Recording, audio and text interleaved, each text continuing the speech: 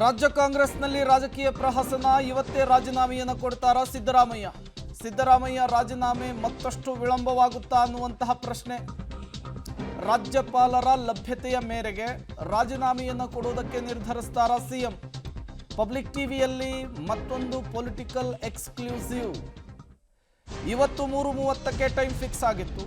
ಲೋಕಭವನಕ್ಕೆ ತೆರಳಿ ರಾಜೀನಾಮೆಯನ್ನು ಕೊಟ್ಟು ತದನಂತರ ಪತ್ರಿಕಾಗೋಷ್ಠಿಯನ್ನು ನಡೆಸುವುದಕ್ಕೆ ಸಿದ್ದರಾಮಯ್ಯನವರು ಪ್ಲಾನ್ ಅನ್ನು ಮಾಡಿಕೊಂಡಿದ್ರು.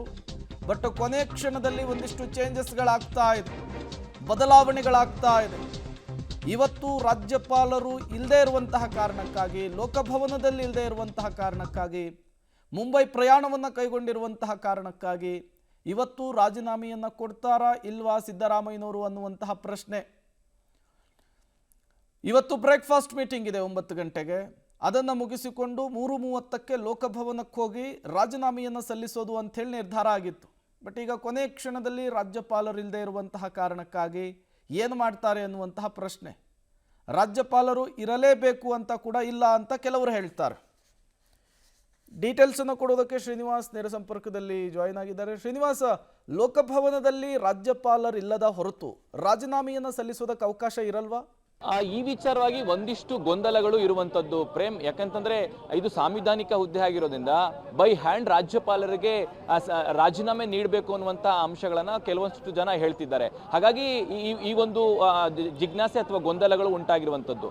ಒಂದ್ ವೇಳೆ ರಾಜ್ಯಪಾಲರು ಇಲ್ಲದೆ ಅವರ ಕಚೇರಿಗೆ ಕೊಡಬಹುದು ಅನ್ನುವಂಥದ್ದಾಗಿದ್ರೆ ಇಷ್ಟೊತ್ತಿಗೆ ಆ ತೀರ್ಮಾನಗಳಾಗ್ತಿತ್ತು. ಆದ್ರೆ ಬೈ ಹ್ಯಾಂಡ್ ರಾಜ್ಯಪಾಲರಿಗೆ ರಾಜೀನಾಮೆ ಪತ್ರ ರವಾನೆ ಮಾಡಬೇಕು ಅನ್ನುವಂಥ ನಿಟ್ಟಿನಲ್ಲಿ ಈ ಗೊಂದಲಗಳಾಗ್ತಿರುವಂತದ್ದು. ಹೀಗಾಗಿ ಈಗ ರಾಜ್ಯಪಾಲರು ಯಾವಾಗ ಬೆಂಗಳೂರಿಗೆ ವಾಪಸ್ ಬರ್ತಾರೋ ಆ ಬಳಿಕ ಒಂದು ಸಮಯ ನಿಗದಿ ಆಗುವಂತ ಸಾಧ್ಯತೆ ಇದೆ.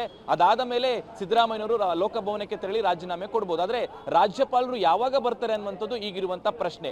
ಇವತ್ತೇ ಬರ್ತಾರಾ ಅಥವಾ ನಾಳೆ ಬರ್ತಾರ ಅನ್ನುವಂತಹ ಕ್ಲಾರಿಟಿಯನ್ನ ಲೋಕಭವನ ಇದುವರೆಗೂ ಕೊಟ್ಟಿಲ್ಲ. ಹಾಗಾಗಿ ಇವತ್ತು ಸಂಜೆ ಒಳಗಡೆ ಎಲ್ಲವೂ ಕೂಡ ಒಂದು ಕ್ಲಾರಿಟಿ ಸಿಗುತ್ತೆ. ಒಂದ್ ವೇಳೆ ಇವತ್ತೇ ಬಂದ್ರೆ, ನಾನು ಈಗಾಗಲೇ ಹೇಳಿದಾಗೆ ಇವತ್ತೇ ರಾಜ್ಯಪಾಲರು ಏನಾದ್ರು ಬಂದ್ರೆ ಇವತ್ತೇ ಒಂದು ಸಮಯ ನಿಗದಿ ಮಾಡುವಂತ ಸಾಧ್ಯತೆ ಇದೆ. ಅಕಸ್ಮಾತ್ ಏನಾದ್ರು ತಡ ಆದ್ರೆ ನಾಳೆ ಬೆಳಗ್ಗೆ ಅಥವಾ ಮಧ್ಯಾಹ್ನದೊಳಗಡೆ ಒಂದು ಸಮಯವನ್ನ ಸಿಎಂ ಕಚೇರಿಗೆ ಕೊಟ್ಟು ನಾಳೆ ರಾಜೀನಾಮೆ ನೀಡುವಂತಹ ಸಾಧ್ಯತೆಗಳು ಹೆಚ್ಚಾಗಿರುವಂತದ್ದು ಪ್ರೇಮ್.